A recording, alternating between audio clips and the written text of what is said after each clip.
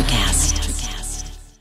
Hi, and welcome to Deep Leadership. I'm your host, John Rennie. Well, I hope all is well with you today. It is a cold Saturday morning here in North Carolina, and I hope that you are sticking to your New Year's resolutions, whatever they were.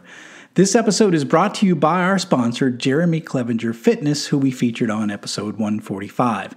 If you've listened to the show for a while, you know that Jeremy helped me get in the best shape of my life in 2022.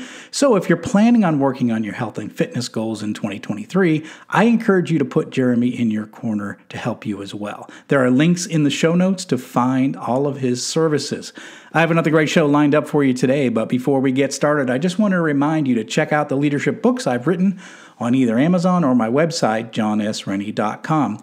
This year, I'm offering a new way to purchase all of my books for a discount. I've bundled the books into what I call the Qualified Watchstander series, and you get all three books for 15% off the individual prices. This offer is only available on my website, so check it out if you're looking to step up your leadership game in 2023. Also, as a reminder, Deep Leadership is ranked in the top 2% most popular shows out of 3 million podcasts globally and is now ranked in the top 100 management podcasts in the U.S. thanks to your support.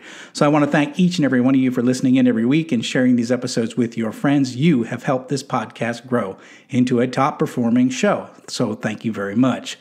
Well, that is it. Today we're going to be talking about primal storytelling, and my guest is Tony Butler. Tony is a combat veteran who commanded a company in Iraq and is now an expert in brand storytelling and digital marketing. He has led a very interesting life, and he knows the power of storytelling. This was a powerful discussion that I know you're going to enjoy. So, are you ready to dive in? Let's get started.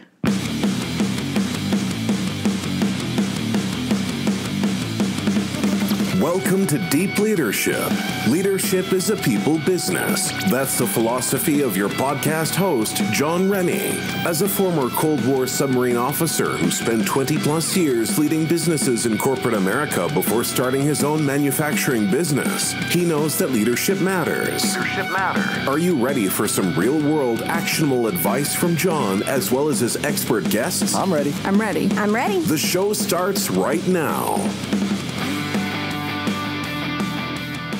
Welcome to the Deep Leadership Podcast. Today I'm joined by Tony Butler. Tony is the founder of the digital marketing agency Can Do Ideas and the creator of the Primal Storytelling content system.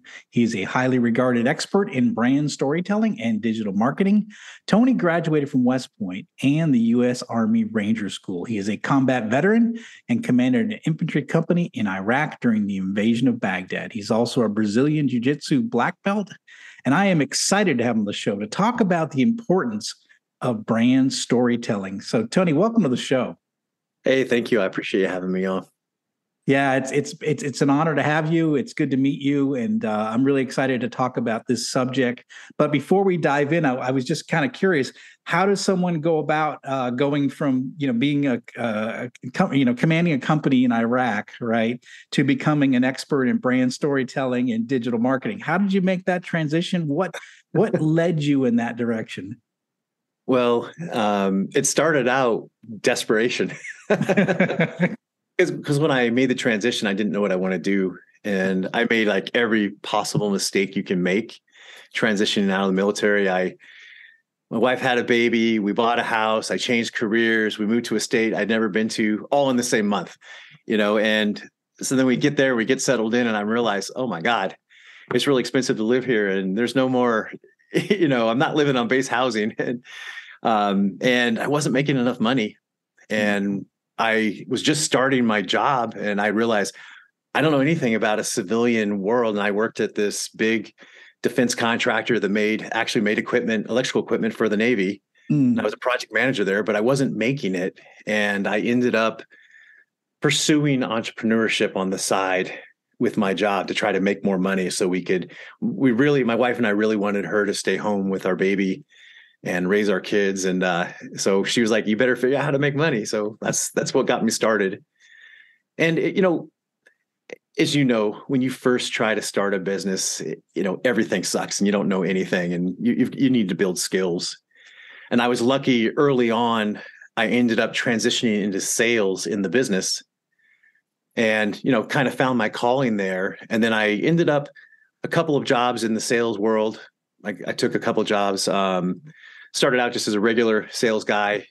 18 months later, I was a director of sales. Another year after that, I was a VP sales, and I helped scale the business from 16 million to 25 million. After that, I ended up at a startup. And at the startup, everyone's helping do something. And I was on the sales team, but I also started helping with some of the marketing and the messaging and, trying to get leads and, just all those questions that every business has is like, man, we got to grow. We got to pay the rent, and that really woke me up with, hey, how does a business run? And without customers, you can't stay alive. Like, a new customer can save everything. It makes payroll, it pays everyone, you invest profit into growing a business, hiring a new employee. And over the course of time, I just got deeper and deeper into marketing. And then I guess 3 or 4 jobs in, I finally was appointed CEO of a company, an IT company in New York City. And I was at that job for a couple of years. The partners started to fight and they lawyered up. So I knew I was going to be leaving in the next few months because they were selling the company. And so I was like, well, what would I like to do? And so I guess this was almost 9 years ago. I started this agency, which is just a content marketing company. So I help companies develop their digital marketing strategy using content.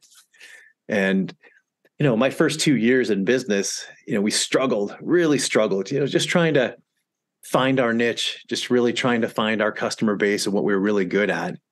And that led me, just trying to get better and better. It led me to Primal Storytelling. Yeah. Interesting. So it's funny that you say that your story is kind of similar to a lot of veterans who get out. We sort of, like for me, like my lifelong dream was to be on submarines and be a submarine officer. And then after you do that, it's like, all right, I've achieved my life goal at 24 years old. Now what do I do? What's next, right? It's really tough. I mean, and it took me a long time to find my groove. And it turns out for me, it was manufacturing. I love manufacturing. I got into that. But yeah, I think it's not uncommon for veterans to struggle to find, okay, what is it that I want to do in my life after doing some pretty amazing stuff in our young careers in the military. So it doesn't surprise me with that. And I think, what your story talking about kind of, if you found something you liked, something you're interested in marketing, and then you found a niche that was special. And I think that's kind of fun, that when you find that new purpose and new direction for what you want to do and what you love doing. So I'm excited to hear that. Tell us a little bit, we're going to talk about primal storytelling in this episode. So tell us, what is primal storytelling and how is that different from just normal storytelling? Yeah. So we're not trying to produce the great American novel. It's not Stephen King, in Salem's Lot. It's not that. What we're trying to do is start out with 4 base stories that every business can tell. And they start out with leadership stories. The story of the founding, the origin story, like why did the business start in the first place? And most of the time it's some entrepreneur, he saw a problem, he saw people who could serve, and he jumps out there and tries to do something to do it, scratching their own itch a lot of times. And tell that story, like where they came from, like why do they do it? And the next story it's what we think of as the vision story. What is the vision for the business? Like, what are you trying to do? You're trying to change the world. Are you trying to put a new colony on Mars? That's SpaceX, their vision story. Think about this. Elon Musk was talking about putting someone on Mars before he'd ever designed his first rocket. Yeah. Okay. Yeah. Well, the vision story, it drove investment. It got people excited about coming to work for the company that didn't have a product. It just this crazy idea that he had. But the vision was so big, he could attract people to it and get investors and people to work there. And, 10 years later, he's putting people on the moon. Yeah. Now, not everyone's trying to go to Mars, but every entrepreneur has a vision for what they want to accomplish, and it could be something small, but it just has to be important to you. And the reason we tell those first 2 stories, origin and vision, is because that gives people kind of a way of connecting with a business that's not the faceless brand. Okay. The subtitle of the book is Marketing for Humans. And it's important because If you ever go on LinkedIn and you look at company pages, the company pages on LinkedIn are just a wasteland. Nobody follows them. They put up all kinds of content that no one would ever read. They're marketing for the algorithm. They're not marketing for a person. They're not creating content that's valuable that you would want to read, or I would want to read or follow. But guess what? People follow what you do. They follow you as a person, John as a person. And that's the face of the brand. Now, as you get to larger companies and maybe the founder is no longer in charge. Maybe the company's been around 100 years and the founding story is way behind them. Okay. You can still tell a story. It will still help connect. But then you have to add another thing in there. You need a narrative voice, a face of the company in some way that's a person or a persona of some sort. So like if you think of the Geico Gecko, all right? So insurance, the most boring business ever. Like every insurance company does the exact same thing, right? There's no difference in insurance. Maybe it's $5 difference. But the Gecko has been driving billions of dollars in revenue because people identify with the character, the human traits, the personification of this little cute animal, right? Do you see where I'm headed with it? Yeah, absolutely. In fact, our last episode was on personal branding, and so our guest was talking about that. Is that you got to put a face to the business, and what she was encouraging is that employees of a business need to talk about what they do in their company on LinkedIn for more people to say, okay, there's people that work here, and this is their experience working for SpaceX or whatever, and so it's not just a faceless company. There's faces associated with it. And I think that's you're kind of saying the same thing. It's like, we don't want a faceless company. We want to see a person. We want to hear the origin story. We want to know where you're headed. And we don't want to see those boring company pages. I have one for my company and I don't do anything with it. I just sort of have it out there, but we don't do much with it because, like you said, nobody's going to follow it. Nobody really cares. Yeah, that's right. And so then is the transformation stories. Okay. The customers that you've helped, what were they like before they met you or your products? What was it like working with you? And then what happened afterwards? And like think of like in the weight loss industry, every fitness trainer shows the before and after, where someone super obese and then they're ready for the Olympia. They're like, they're big and strong and they got 6-pack abs, right? Well, not everyone has that dramatic of a visual, but you have stories of happy customers or you're not staying in business very long, right? You have customers that, are singing your praises. And it's important to tell those stories in a powerful way so that other people can say, you know what? I worked with John. He helped me a lot. And you know what? Mary, you should work with him too. Because then it helps them find you. It helps them connect. And, word of mouth matters in your tribe and your people in your network. It really matters. And that's why getting referrals and testimonials are so powerful. Like we want to do business with people that we know and people that we trust. And a referral is a trusted thing. Yeah, absolutely. That's actually where most of my business came from as we started up this business. Was we would land one customer in a region and they would tell the other customers in that region. And we'd just have these hot spots around the country where we'd have a lot of customers. And then there were some places where we didn't have any customers and it was just a wasteland, and we just have to get that one and make them, get them happy with our products. And then next thing you know, we have a cluster, of customers in a particular region. And as a small company, that's a great way to grow is through referrals and through, happy customers and that sort of thing. So, yeah, I think I think it's great. And you're touching on a lot of really important points. And one of the things I was going to ask you is, we're all trying to, I think you even have it in your book. You say that there's 1.5 billion websites globally. And you think about the amount of daily blog posts, social media posts. It's just, there's so much noise. And most brands sort of, they fail to get noticed. They get lost in all of that noise. And what would you say some of the mistakes that most brands fall into when they're trying to get their voice heard and they sort of just disappear in that noise? Yeah, the biggest mistake is they try to write content, produce blogs and social media posts that are just random acts of marketing. There's no strategy behind it. They're trying to be part of some, invisible conversation online where they think they have to post just so they're posting. And you see lots of these SEO companies that are like borderline scam, where like, you should post 2 blogs a week and that'll help the search engine. They're like, well, guess what? Who are those blogs actually for? Like, what value is it bringing the world? And if you're just reporting on the industry news that 50 other companies, 100 other, in some industries, 10,000 other companies are reporting on, then how is that getting you noticed? It's not. Is that having meaning behind what you're posting and then connecting it to an audience, connecting it to a tribe in a way that's valuable for them?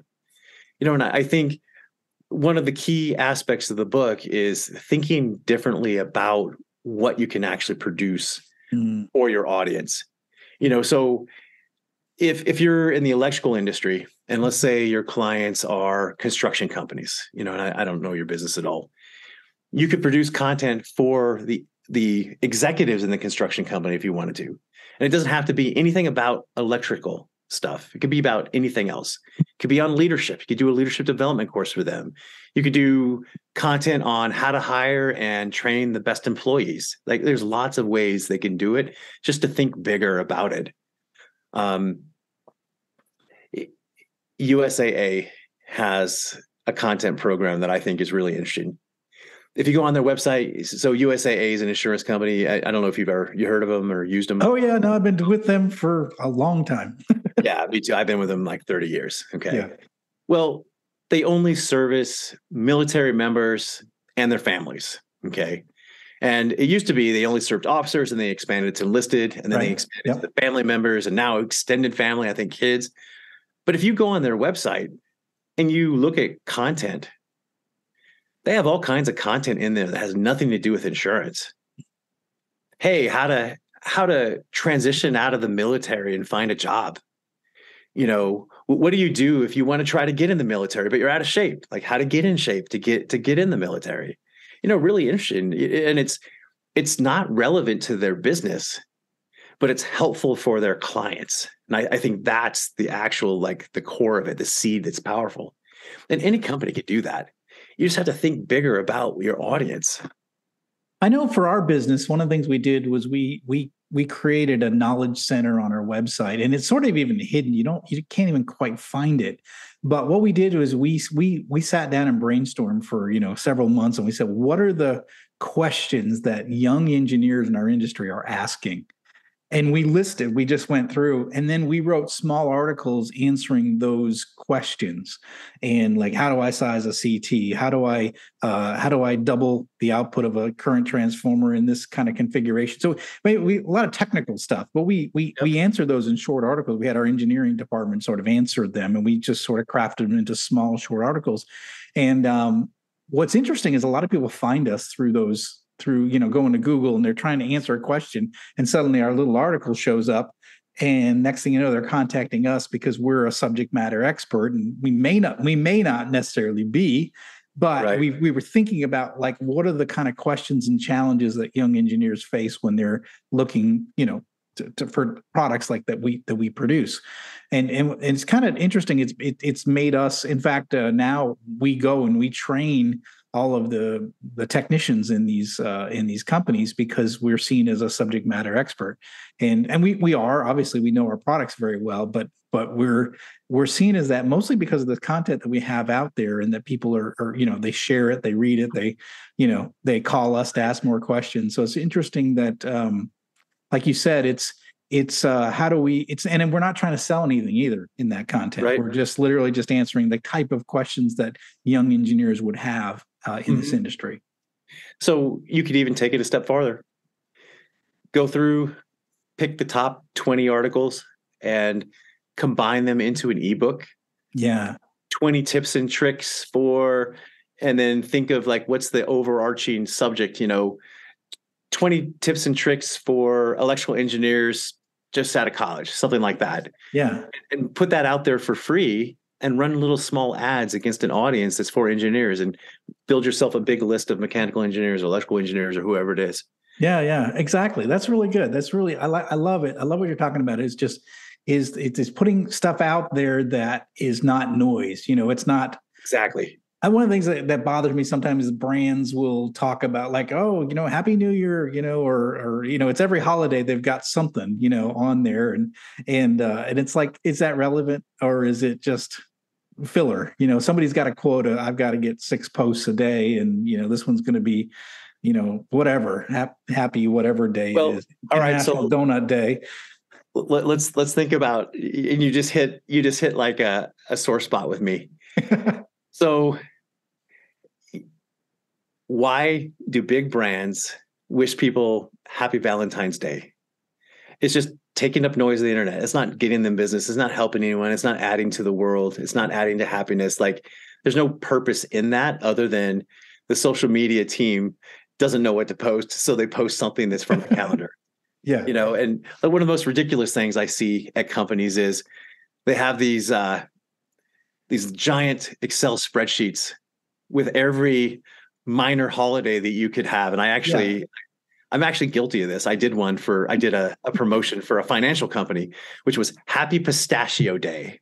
Oh, nice. Yeah. How ridiculous and stupid is that? But this is back when I was still struggling to really understand like how to bring value through marketing.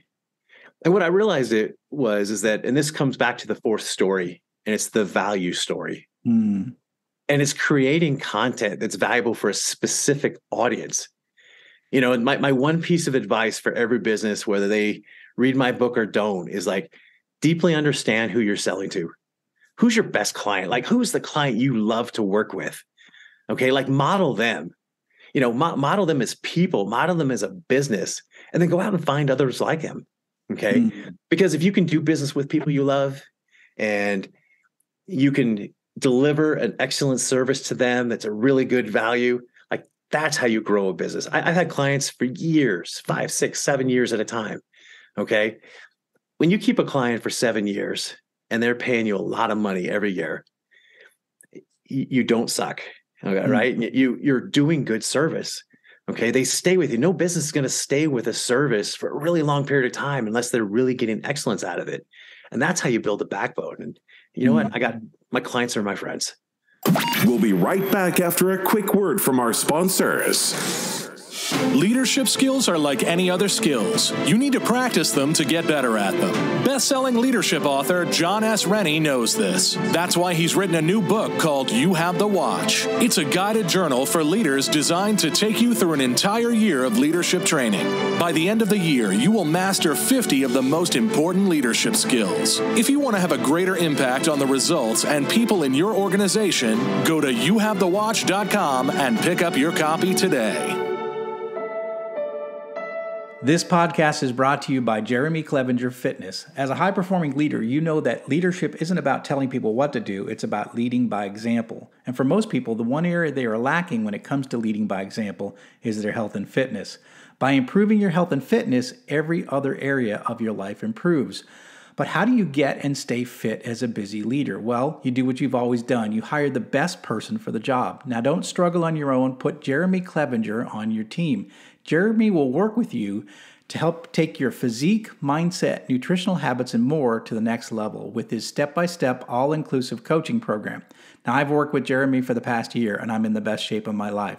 So if you want to step up your game, reach out to Jeremy at jeremyclevengerfitness.com to find out more and get your initial consultation scheduled with him today. This episode is brought to you by the Fraternity of Excellence. The Fraternity of Excellence is an online and real-world community for men who are looking to improve in all areas of their lives. The men of FOE are working together to become better husbands, fathers, and leaders at work and in their communities.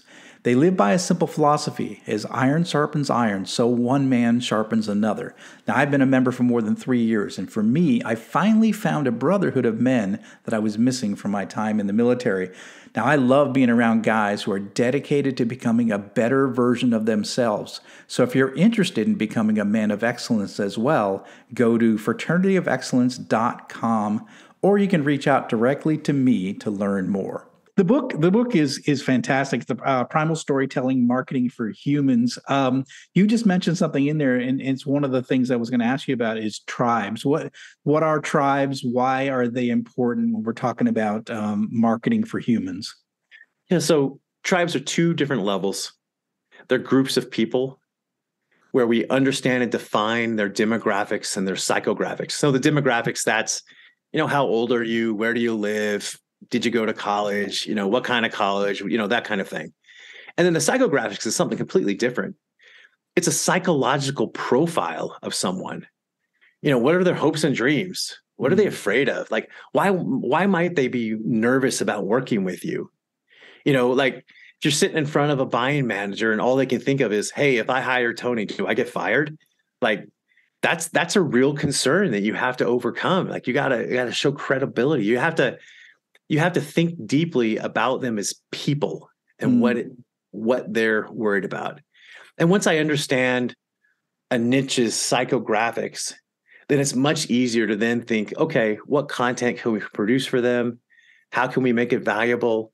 How can we find them? Are they on LinkedIn? Are they on Facebook? Are they on Instagram? There's lots of channels out there.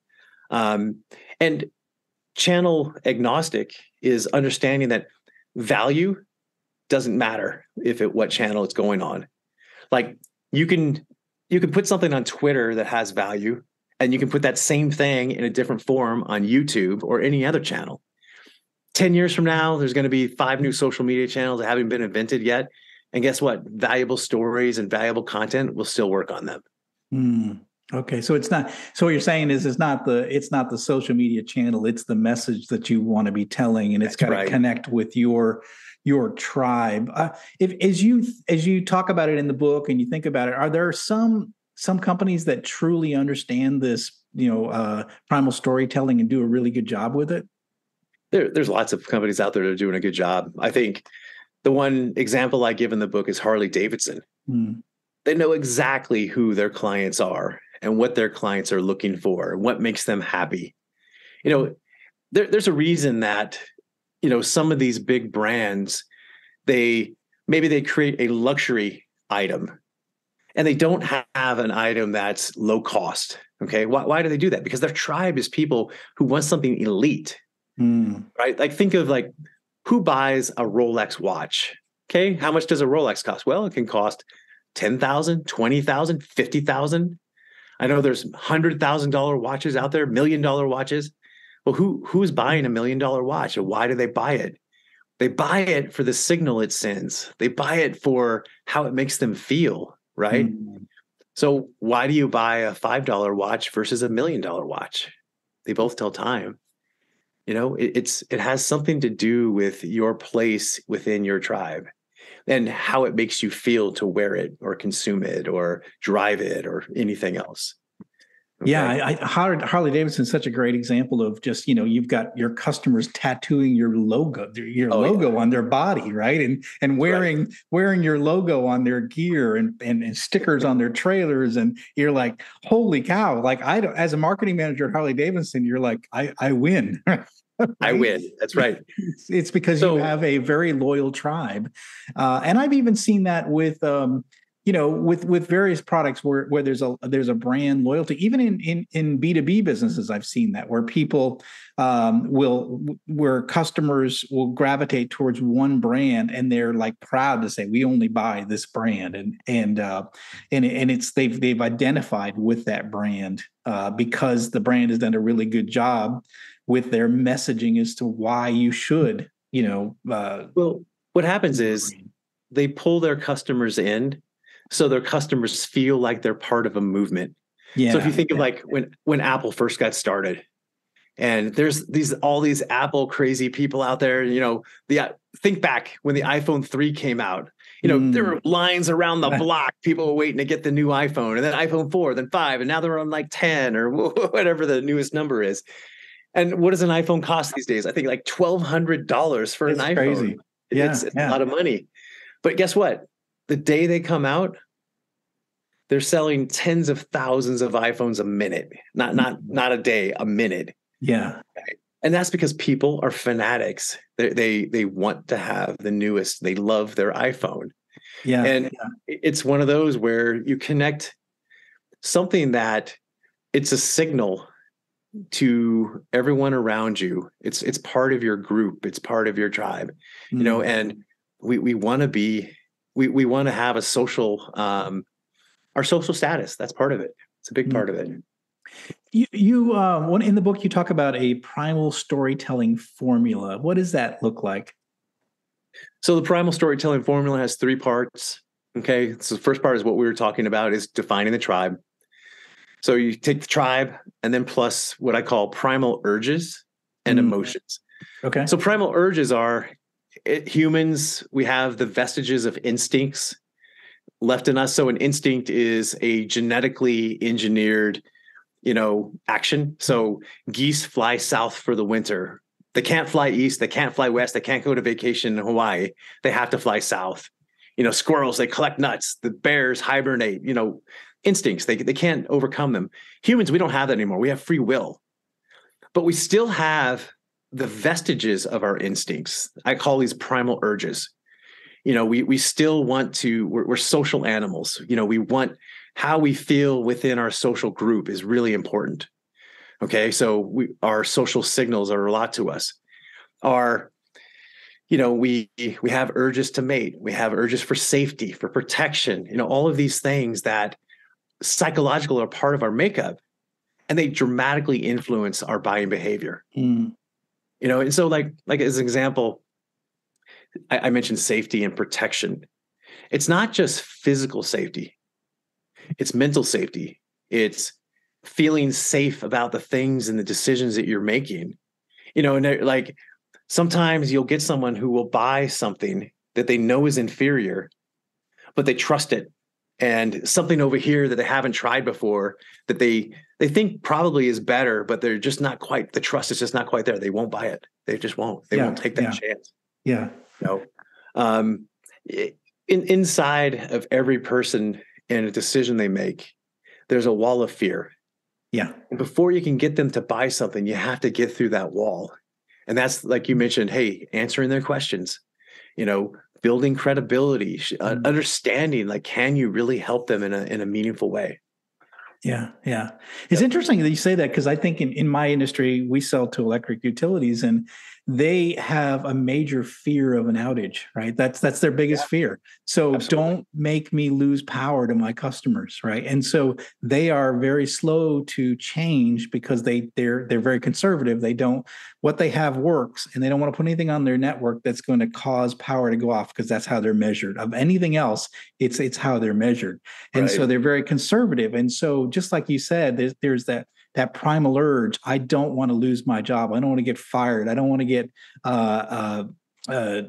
pointed out for failing to buy the safe choice, which is maybe inferior, but it's proven, right? Exactly. As opposed to this new company, my company. I've never heard of you guys, even though we've got decades in the industry from other companies, but I've never heard of your brand, right? So I'm nervous on switching. Yeah, back in the day, IBM used to have this line that their sales reps would use was, no one ever got fired choosing IBM because they were number one, right? Right. And, those primal urges and emotions. So the first part of the formula, tribe, primal urges and emotions, identifying those within the tribe. And then the third part there is the storylines. Mm-hmm. And in the book, I outline different plots that companies can use in different situations and for different reasons that will just help them structure the content they're creating, help them think through and, lay out a calendar for a whole year and just come up with a strategic content system to grow their business. That's the 3 parts. That's fantastic. And, and we've got a lot of leaders listening in, and, what's their role in it? So, you're not the marketing guy, but you have a marketing team underneath you. Maybe you're running a small business, you're an entrepreneur. What should the leader's role be in making sure that their team is doing the right thing with respect to content marketing? Yeah. The first thing is to think bigger about the content you're producing. Mm-hmm. Like the tendency for most business owners is they only want their marketing team to talk about what they do. Me. Okay. Push it out. Think about your clients. Think about them as people. Like, what are they interested in? Find a way that you can connect that audience with your company. Okay. So think of it like sponsorships. Big brand, they put their name on a stadium, or maybe at the local level, they sponsor the local track team, the local football team, and their name is up. It's being associated with the football team. Okay, well, why is that valuable? Like, how can it help? Well, you're associating a local brand with a sports team, and people start to see it. They start to get brand awareness. They start to connect. Then when they see an ad from you, they're more likely to consume it. It feels familiar. It feels trusted. Yeah, okay. Yeah. And if you're doing it from a content marketing portion, it by widening and pushing out what you're going to, what you're going to create, it gives you a much bigger, a much bigger field of things that you can actually produce. So instead of just talking about marketing Tony Butler, I can talk about Brazilian Jiu-Jitsu.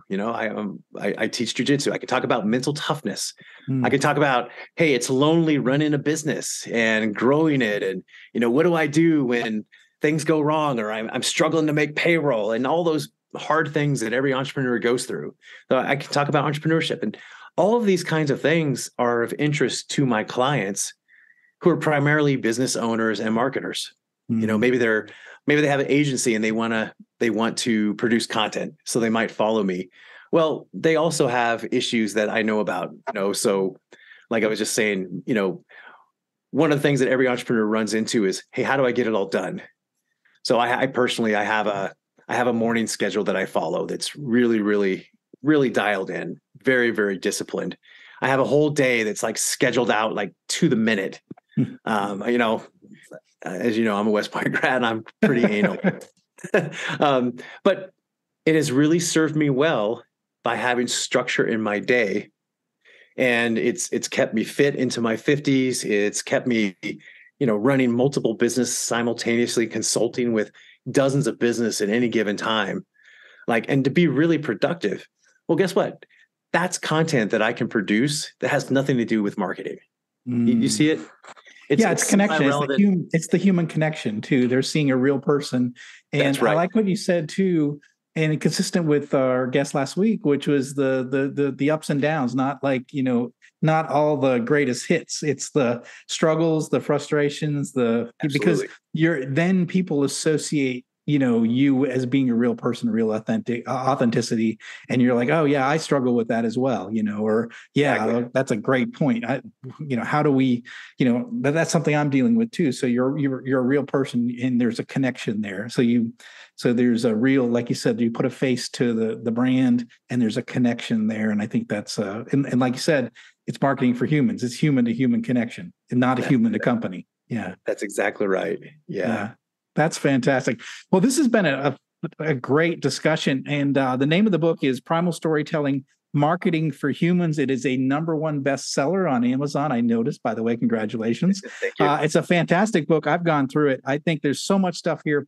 We really just sort of scratched the surface of this. And I really encourage you, if you're a small business, if you're an entrepreneur and you want to just try to get above the noise, you've got to look at the ideas that are in this book, because I think it really helps us to elevate ourselves and get a voice that people are going to pay attention to, so you don't get lost in all that traffic and all that noise. So, Tony, how can people find out more about you, this book, and your company? Well, primalstorytelling.com, that's the main website for the book. And then me personally, I primarily use LinkedIn and Instagram. So I'm just Anthony L. Butler on LinkedIn, and feel free to reach out to me and connect. Okay, sounds good. And we're going to go ahead and put links in the show notes for all those resources. Tony, I really appreciate you coming on the show. I appreciate your service, everything you've done. And we really didn't even get into all that you did in the service. And I'm sure that from a leadership standpoint, that's fascinating to me. But we're going to probably have to have you back on to talk about those lessons. And of course, jiu-jitsu, being a black belt, that is no easy task as well. So mental toughness and also physical toughness is a part of that. And I'd love to have you back on the show and talk a little bit more on the other side of business, which is the leadership side, and some of the things that you learned throughout your career in the military and all the things you've done. But I do appreciate you coming on the show and sharing this new book, sharing this idea of primal storytelling. I think it's really important for all of our listeners. So thanks for coming on the show. Well, thanks, John. I appreciate you having me, and I'll come back anytime. Oh, fantastic. Well, that's it for today. Thank you for listening to Deep Leadership. If you like this podcast, please subscribe and share so we can continue to build a world with better bosses. Until next time, this is John Rennie saying take care and lead well.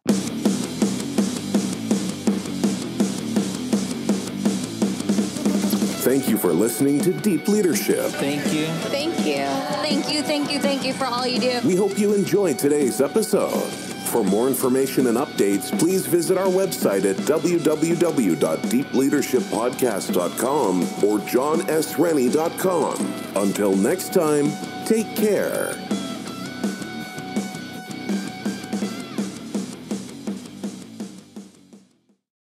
Miles, are you ready to record our promo for Season 2 of the Wanna Bet podcast? David, have you ever seen a grown man naked? Miles, we're not here to quote lines from Airplane. We're here to tell people that Season 2 starts August 18th. But I like Airplane. I know you do, but Wanna Bet is a sports betting podcast. Each week we bet $1,000 on the NFL teams and games that we love. Well, that sounds like fun. It is fun. And last year you picked over 60% of your games correctly. How'd you do? We're not talking about that. We are telling people that they can find us every Friday. So no more movie quotes. Roger. Electricast. Are you passionate about saving the planet for future generations? Do you want to learn how to do it? If yes, then you need to tune in to the Nature Back podcast. It's a talk show covering the changing world around us, from renewable energy, sustainable agriculture, circular economy, to ESG and social innovation. Don't miss this opportunity to discover how you can join the movement and make a difference. Subscribe to the Nature Back podcast today on your favorite platform and get ready to be amazed.